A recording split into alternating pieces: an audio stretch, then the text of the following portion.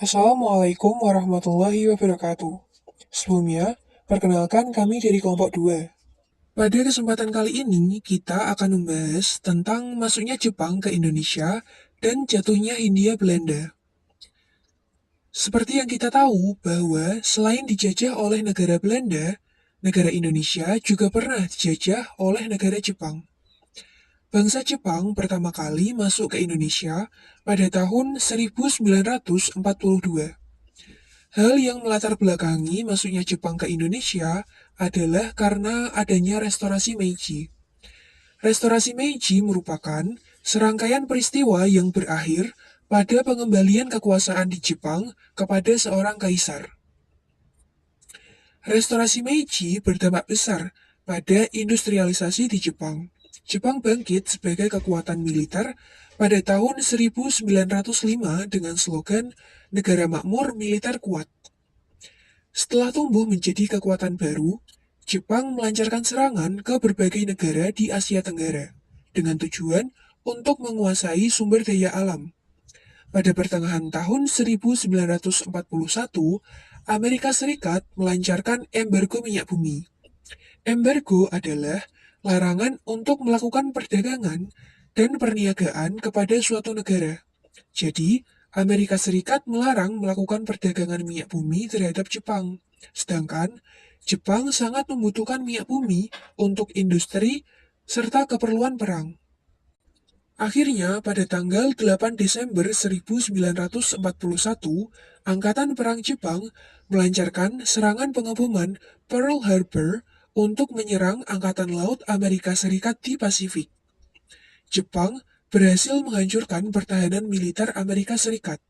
Serangan Jepang juga diarahkan ke Filipina dan kemudian ke Indonesia dengan tujuan untuk mendapatkan cadangan logistik dan bahan industri perang seperti minyak bumi, timah, dan aluminium. Sebab persediaan minyak di Indonesia diperkirakan dapat mencukupi kebutuhan Jepang selama Perang Pasifik. Selanjutnya yaitu proses pendudukan Jepang di Indonesia. Pasca serangan Pearl Harbor pada Desember 1941, akhirnya pada Januari 1942, Jepang mendarat dan memasuki Indonesia melalui Ambon. Pada saat itu, KNIL atau Tentara Hindia Belanda dan pasukan Australia berusaha menghalangi, namun kekuatan Jepang tidak terkalahkan. Jepang kemudian berhasil menguasai seluruh kepulauan Maluku. Selanjutnya, Jepang juga menguasai Tarakan dan Balikpapan Kalimantan Timur, kemudian masuk ke Pontianak dan menyerang Pulau Sumatera.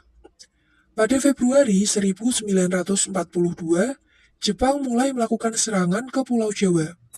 Setelah berhasil menguasai beberapa wilayah di Indonesia, Jepang kemudian ingin menguasai Jawa, yang pada saat itu merupakan pusat pemerintahan Hindia Belanda.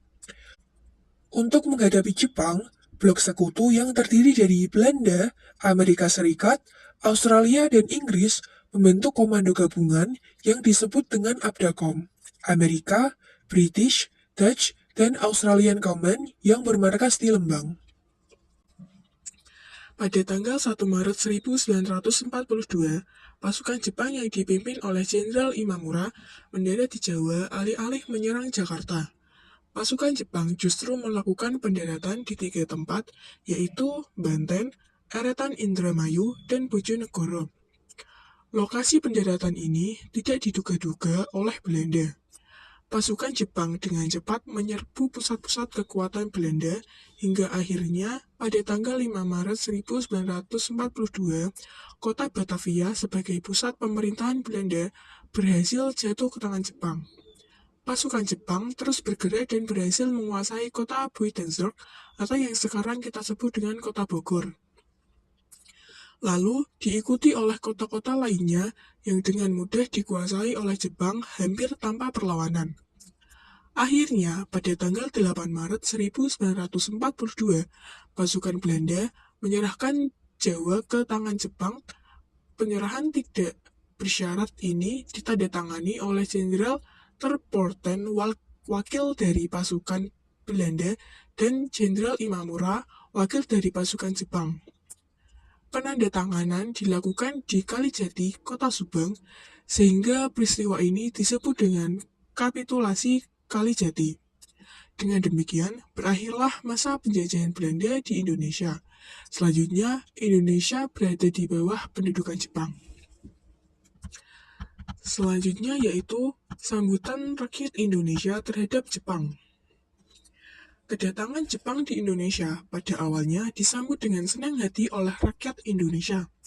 Sementara itu, Jepang terus melakukan berbagai propaganda untuk menggerakkan dukungan rakyat Indonesia. Didoktrin bahwa kedatangan Jepang ke Indonesia adalah untuk membebaskan rakyat dari penjajahan serta dapat memajukan kesejahteraan. Salah satu bentuk propaganda yang dilakukan oleh Jepang adalah propaganda melalui siaran radio.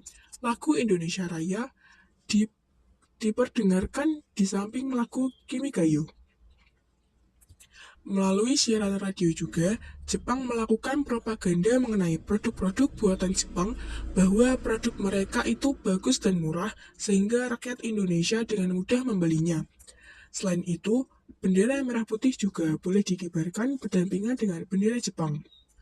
Propaganda juga dilakukan oleh Jepang melalui program Pan-Asia, di mana Jepang akan memajukan dan menyatukan seluruh rakyat Asia. Untuk meneguhkan propaganda Pan-Asia, Jepang juga membentuk gerakan 3A dengan semboyan Jepang Cahaya Asia.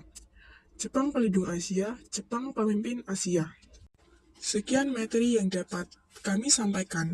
Semoga bermanfaat bagi kita semua. Wassalamualaikum warahmatullahi wabarakatuh.